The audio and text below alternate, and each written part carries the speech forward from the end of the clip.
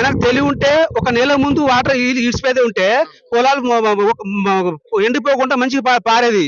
తెలివి లేక నీళ్ళు ఇచ్చిపెట్టలేదు, పొలాలు ఎండిపోయినాయి. మొన్న కేసీఆర్ హరీష్ రావు అక్కడ మీటింగ్ పెట్టి నువ్వు వస్తావా, మేము గేట్లు తీసి వాటర్ వదిలిపెట్టాలంటే వాళ్ళు పోయి చెప్పినాక తెల్లారి పోయి వదిలిపెట్టారు. నీళ్ళు లేనట ఉన్నట్టే కదా. నీళ్ళు ఉన్న ఇప్పుడు కరువు తెచ్చింది కాంగ్రెసే, నీళ్ళు లేవని కాదు.